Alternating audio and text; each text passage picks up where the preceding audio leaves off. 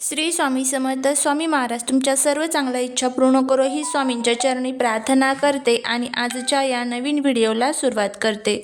2026 या नवीन वर्षाची सुरुवात एका अतिशय शुभयोगावर होत आहे. 1 जानेवारी 2026 रोजी गुरुवार आहे. गुरुवार हा भगवान विष्णू आणि बृहस्पती देवांचा दिवस मानला जातो. या दिवशी केलेले काही विशेष सेवांमुळे तुमच्या घरातील दारिद्र्य दूर होऊ शकते.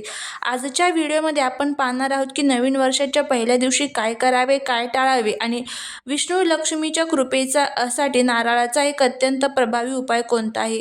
त्यामुळे व्हिडिओ हा स्किप न करता शेवटपर्यंत नक्की पहा. तुम्ही जर चॅनलवरती नवीन असाल तर सबस्क्राईब करा आणि असेच माहितीपूर्ण नवनवीन व्हिडिओ पाहण्यासाठी बेल आयकॉनलाही प्रेस करा, म्हणजे जेव्हा कधी मी नवीन व्हिडिओ अपलोड करेल त्याचं नोटिफिकेशन तुम्हाला मिळेल आणि तुम्ही एक पण व्हिडिओ मिस करणार नाही. या दिवशी नेमकं काय करावे हे सर्वात प्रथम आपण बघूया. या दिवशी सकाळी लवकर उठून स्नान करावे. स्नानाच्या पाण्यात चिमूटभर हळद टाकणे अत्यंत शुभ मानले जाते. पिवळ्या रंगाचे कपडे परिधान करावेत, कारण पिवळा रंग हा भगवान विष्णूंना प्रिय आहे. घराच्या मुख्य प्रवेशद्वारावर हळदीचे पाणी शिंपडावे आणि सुंदर रांगोळी काढावी.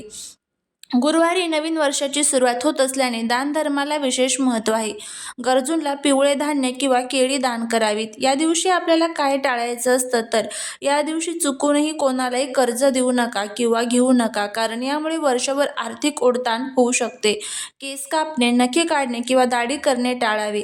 घरात वादविवाद किंवा कटकटी करू नका. सकारात्मकतेने दिवसाची सुरुवात करा.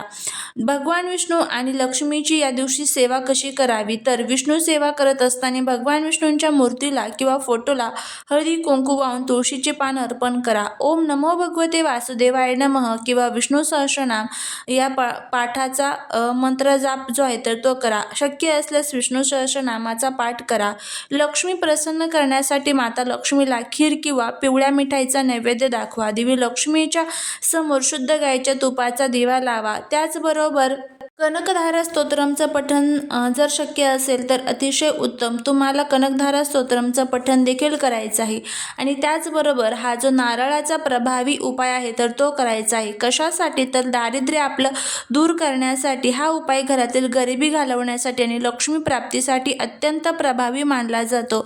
हा उपाय जर तुम्ही केला तर आपल्या घरातील सर्व दुःख, दारिद्र्य, दोष, अडचणी ज्या आहेत तर त्या दूर होतील आणि भगवान विष्णूंची अखंड कृपा जी आहे तर ती आपल्यावरती होईल. बघा, आपण खूप कष्ट करतो, मेहनत करतो, पण तरीही त्या कष्टाचं, मेहनतीचं फळ आपल्याला मिळत नाही. घरामध्ये आलेला पैसा हा घरामध्ये टिकत नाही आणि त्याचबरोबर अनेक प्रकारच्या दुःख आणि संकटांचा आपल्याला सामना करावा लागतो. आणि बघा, गुरुवार हा जो दिवस आहे तर तो भगवान विष्णूंना, देवी लक्ष्मीला आणि आपल्या स्वामींना, दत्तगुरूंना समर्पित असा हा दिवस आहे. या दिवशी जर तुम्ही हा उपाय केला तर सर्वांची कृपा जी आहे तर ती आपल्या घरावरती होईल. या उपायामुळे 7 पिढ्यांचं दारिद्र्य नष्ट होईल. लक्ष्मीच्या कृपेने वर्षभर धनसंपत्ती कमी पडणार नाही, असा हा नारळाचा उपाय आहे. नारळ जो आहे तर तो आपल्या हिंदू धर्मामध्ये अत्यंत पवित्र असं मानला जातो. याला श्रीफळ देखील म्हटलं जातं. त्याचबरोबर नारळाला जे 3 डोळे असतात तर ते ब्रह्मा, विष्णू, महेश या 3 देवतांचे म्हणजे स्त्रीमूर्तीचे प्रतीक असल्याचे देखील आपल्याला सांगितले जाते. नारळाच्या उपायामुळे देवी लक्ष्मी आपल्याकडे खूप लवकर आकर्षित होत असते. घरातील दुःख, दारिद्र्य देखील नष्ट होण्यासाठी मदत होत असते.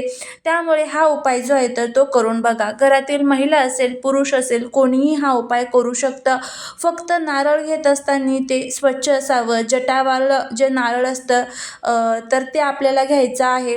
त्यामध्ये पाणीसुद्धा असावं आणि कोणाकडनं आलेलं असं नारळ आपल्याला वापरायचं नाही. तर इथे आपल्याला जे नवीन खरेदी केलेलं, आपलं स्वतःचं खरेदी केलेलं नारळ जे आहे तर तेच तुम्हाला वापरायचं आहे. तुमच्या घरामध्ये ऑलरेडी एखाद्या पूजेसाठी वापरलेलं नारळ असेल तर ते सुद्धा तुम्हाला वापरता येणार नाही. यासाठी तुम्हाला नवीनच नारळ जे आहे तर ते लागणार आहे.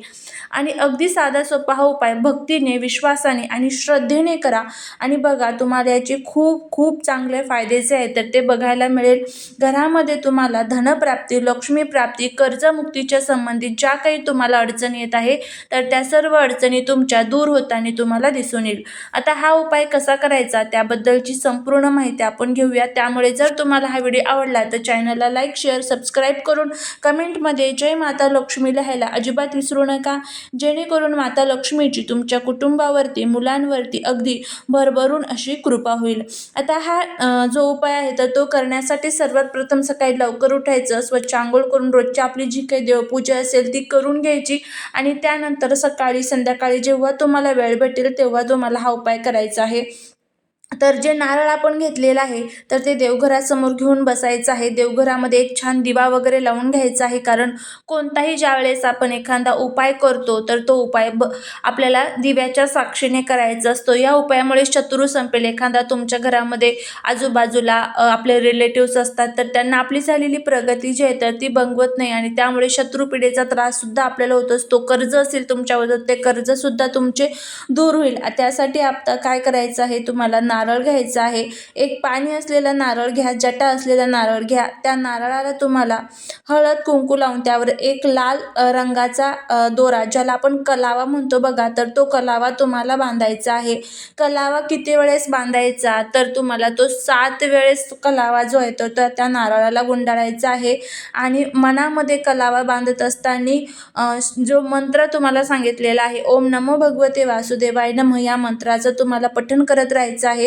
त्यानंतर भगवान विष्णू आणि माता लक्ष्मीच्या चरणांशी हा नारळ ठेवा. आपल्या देवघरामध्ये जे भगवान विष्णू आणि माता लक्ष्मीची मूर्ती असेल, फोटो असेल किंवा फक्त विष्णू असेल, फक्त लक्ष्मी असेल, त्यांची मूर्ती किंवा फोटो असेल किंवा भगवान विष्णू आणि लक्ष्मी यांचा मूर्तीही नाही आहे, फोटो नाही आहे, तुमच्या देवघरामध्ये तुम्ही हा नारळ जो आहे तर तो ठेवायचा आहे.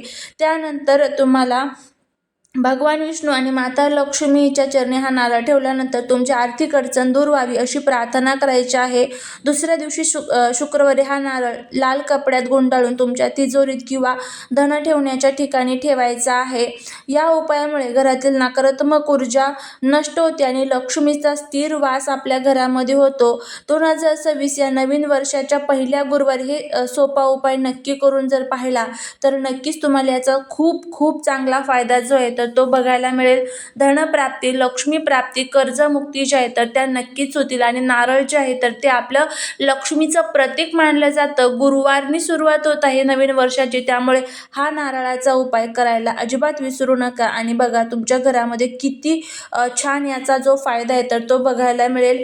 घरातील सर्व जे काही भांडण, कटकट, वादविवाद नवरा बायकोमध्ये होत असेल, त्याचबरोबर घरामध्ये काही अडीअडचणी तुम्हाला येत आहे असं वाटत असेल, आलेला पैसा घरामध्ये टिकत नसेल, सतत तो आजारपण, दुःख, संकटांमध्ये खर्च होऊन जात असेल, तर अशा या तुमच्या ज्या काही अनेक समस्या आहेत तर त्या सर्व समस्या ह्या उपायाने नक्कीच दूर होतील. हा नारळ केवळ ठेवायचा तर जेव्हा तुम्हाला वाटेल की हो आता आपलं हे नवीन वर्ष जे आहे तर ते सुखाचं, समाधानाचं जायचं आहे, तोपर्यंत ठेवायचा, नंतर पाण्यामध्ये विसर्जित करायचा. असा हा उपाय तुम्ही करून बघा. साधा आहे, तुम्हाला फायदा होईल. त्याचबरोबर तुम्हाला आणि तुमच्या परिवाराला नवीन वर्षाच्या खूप खूप शुभेच्छा. माहिती आवडली असेल व्हिडिओला लाईक करा, चॅनलला सबस्क्राईब करायला विसरू नका. भेटूया पुढच्या एका छानशा नवीन व्हिडिओत एका नवीन माहितीसोबत. श्री स्वामी समर्थ.